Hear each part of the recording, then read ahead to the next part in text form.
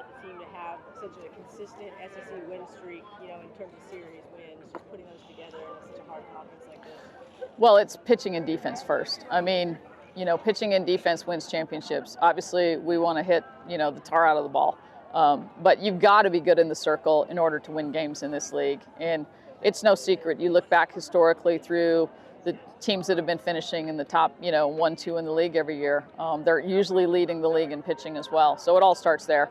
I mean, when you think we went through this weekend and gave up 1 run to a really, really good offensive team, and they've got that kind of pitching too. So it was just a classic softball pitcher's duel.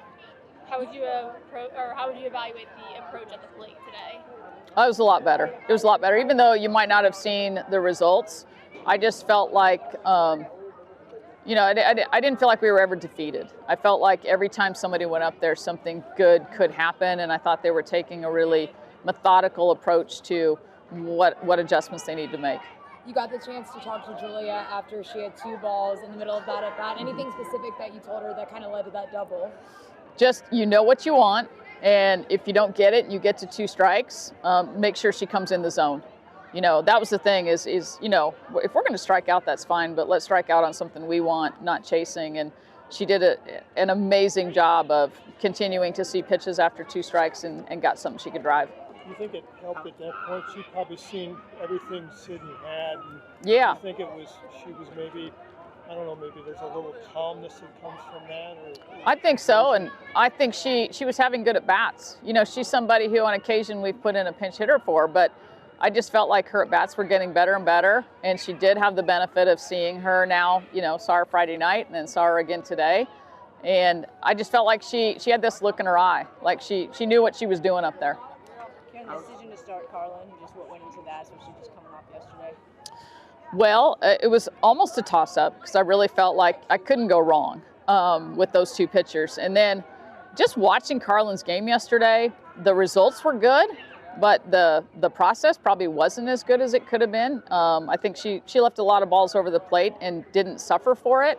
So I felt like, okay, there's a lot more for her to work with. We can move the ball to the corners and the edges more. I felt like we can command the changeup a little bit more. So I just felt like, even though we got good results, the ceiling was quite a bit higher. And, just like Friday night, I felt very comfortable bringing Carlin in. I knew I'd feel the same way about bringing Peyton in at any point in time. Did you feel like she was, for lack of a better word, kind of gritty today?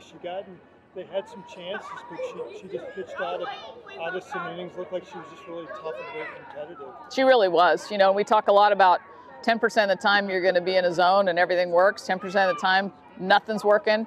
And then the rest of your outings is that 80% where, you got to figure things out. And you do have to just be tough. And, she got herself in some jams with some freebies, but then she's so competitive. Like, she dials up her best stuff when runners are on base. Yesterday you talked a lot about gut checks. What is that a testament to this team that they are able to make such quick adjustments and then show up today like they did? I think it's just this process as you go through the season of evolving into the team you want to be. And you can take 2 steps forward and then you take a step back and you got to figure out, hey, what happened there? And ultimately it's who do we want to be every day we go out there? What do we want to feel like when we play? And yesterday didn't feel good and they knew it, and we just kind of had to put our finger on what it was. Majority of these SEC contests have come down to Sunday to win the series. Just what does it say about the team that they can consistently pull that out week after week? Well, number one, it tells you they're doing the right things on Saturday night, and they're professional in terms of they know what they want.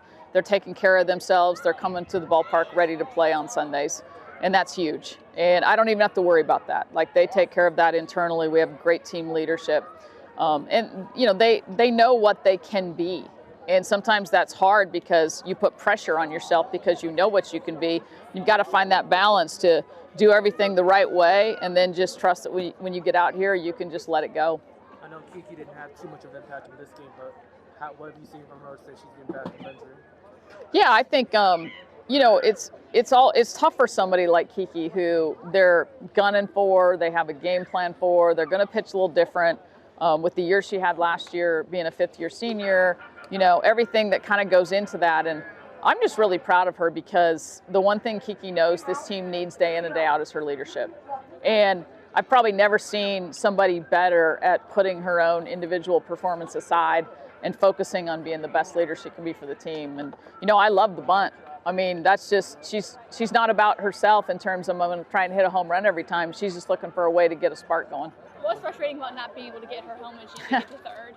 Yeah, you know, I think Zeta was on time with that ball. And Zeta, I thought, really swung the bat well today.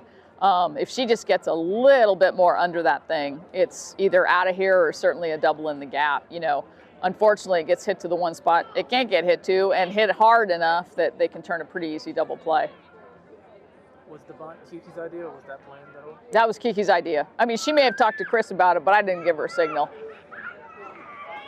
Karen, did that feel like a postseason game the later it got? It just felt like one play, one pitch, one swing was going to decide it.